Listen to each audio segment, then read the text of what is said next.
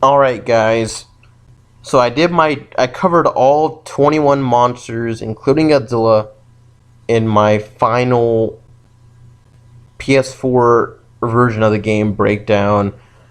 I included a top 5 worst and top 5 most enjoyable monsters to play as in the game. I gave my thoughts on Godzilla and each individual monster and how they play, how they look, and what should have been included and what should have not been included. So if you missed out on an overall, commentary, you could check all those videos out. But the main thing I'm going to do here is give my final verdict on the PS4 version of Godzilla the game. Because I initially did an initial playthrough, and I played the game, gave my initial thoughts, I give like a B plus, I believe.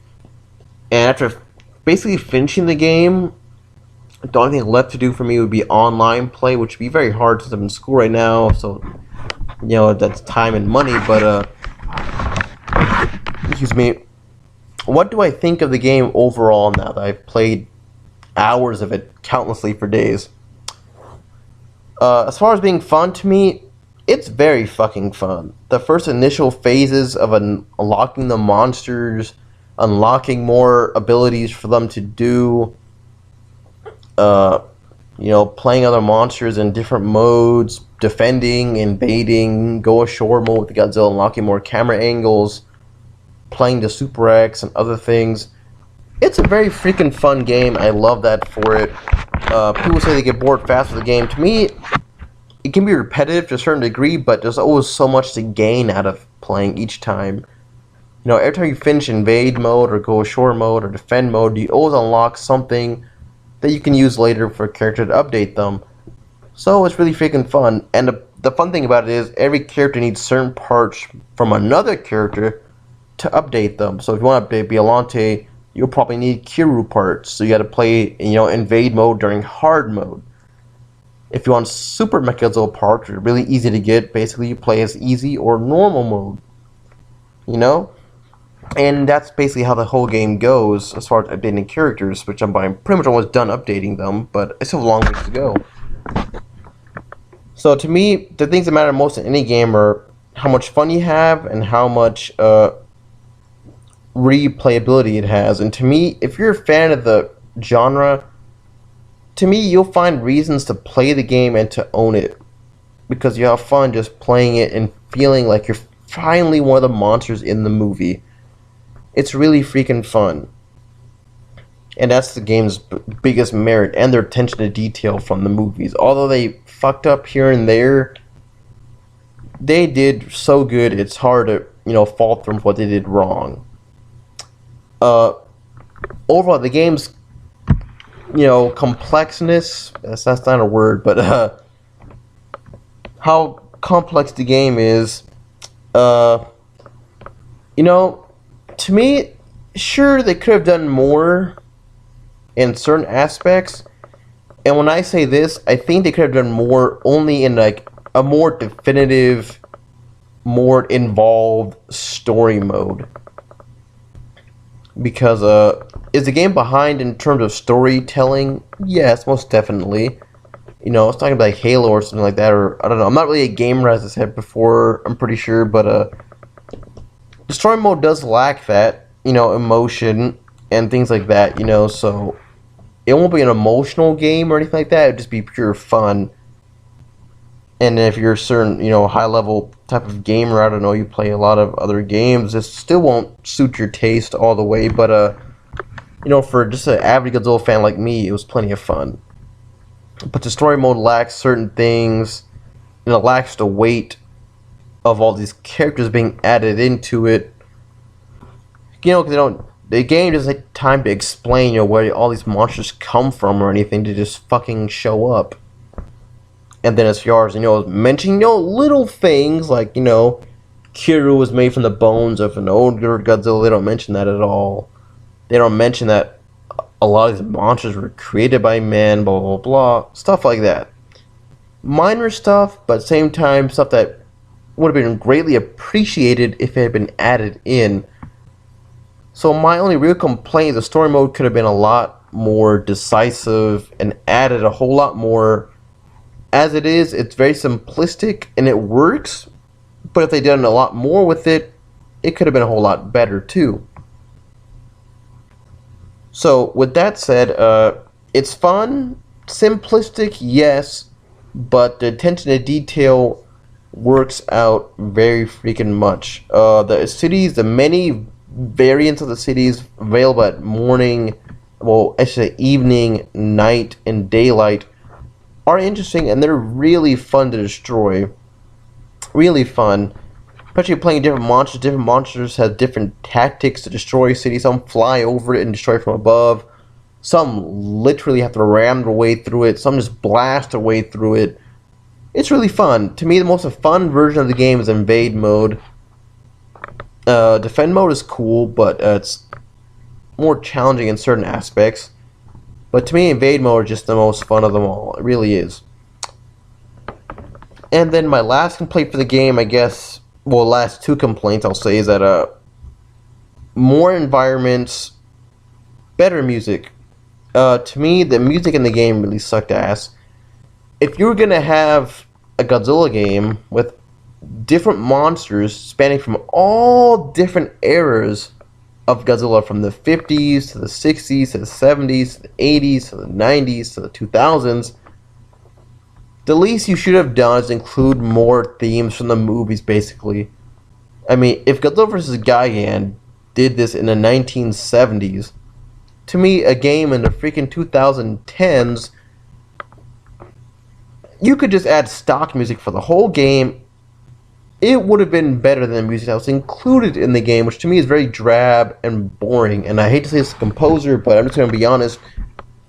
The music can get boring at times. It gets annoying. It becomes just an afterthought in the background. To me, that was kind of annoying because Godzilla movies, sure, they have a lot of silence, but to me, Godzilla movies have always relied on the music to add to the atmosphere. They always have, whether it be heroic, sad, dark, terrifying, whatever.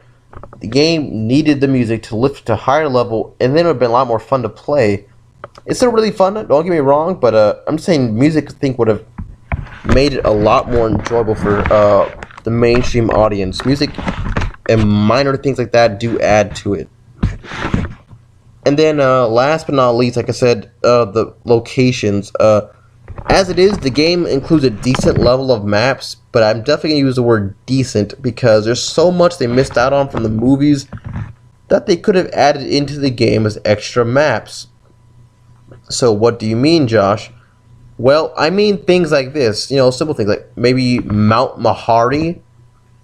Mount Mahari is the volcano that Godzilla fell into in Godzilla in 1985, then also came back out of in Godzilla vs. Biollante. That location was significant enough to be included in 2 whole movies. So hell yeah, you could have included that in the game. As much as I hate Godzilla Final Wars in certain aspects, you could have used to destroy Tokyo. That'd be very interesting as fuck. It really would. It's so awesome. It looked magnificent, one of the better parts of a overall lackluster movie. And you could have used the Antarctic base, and the Antarctica base for another map. It'd be really fucking awesome. Should only be too much to destroy in either of these maps I mentioned, but it will be fun and different than just seeing a city all the time. You know what I mean? I think it would be freaking great. It really would. And then, of course, there's other countless maps I could think about, like, I don't know, maybe a simple rainy, like, think about this. Another one from Godzilla vs. Biollante, but in the rain. Remember that scene at the end of Godzilla vs. Biollante where he's in the rain, trying to use a thunder system on him, and you see the tanks, the jets, the maser tanks, the thunder control system. It's all in the rain. It's fucking beautiful, and that's why it's one of the best Godzilla movies ever, because that ending battle is so fucking awesome. So to add something different like Godzilla in the rain, the thunder control system, which is basically the only weapon they didn't include in the actual game, besides the oxygen destroyer. The game took the time to add the maser tanks, the maser jets from Godzilla vs. Mothra in 1992. They also took the time to add, the maser tanks, missile launchers, all kinds of stuff. Even the fucking electric shocking stuff from Mothra vs. Godzilla in 19... Oh, excuse me, I'm sorry about that. The electric towers from Godzilla vs. Mothra, well, Mothra vs. Godzilla 1964. They included those, which is fucking awesome. I love that. But you couldn't include the thunder control system from Godzilla vs. Biollante? Why the fuck not? But yeah, and adding a little more environments would have been appreciated. And I think they definitely should consider DLCs. I don't know if they will, because if you looked into the game, in Japan it was criticized very favorably and people loved it. In America, it's very different. It's hard to even say it's 50-50. It's more like 60-40. 60% of people hate it, fans and casual people like, and 40% of people love it and appreciate it for what it is. I'm the latter minor category of liking it, but that's just me. But to me, a little more effort in certain aspects would have earned the game more points. It's just that overall, I guess I just didn't have enough budget to add all this stuff that I'm talking about. But like I said, to me overall, I'm definitely still gonna stick with the 8.5 out of 10. The game is still very freaking good. I still love it a lot for what it is. And to me, it's a very different Godzilla game than what we had in the past. And in the future, if we can see an expanded version of this or something like that, or more DLCs, that'd be awesome. And honestly, I'd be willing to pay for them. So yeah, bring it on. And yeah, this game is freaking awesome. I have fun with it. I think every Godzilla fan should play it at least once or twice, and you have lots of fun with it. And you'll probably get drawn into it. But that's my last video on Godzilla the game, the PS4 edition. I didn't play the PS3 version. I don't plan on playing the subpar PS3 version. And that'll be all, Godzilla fans.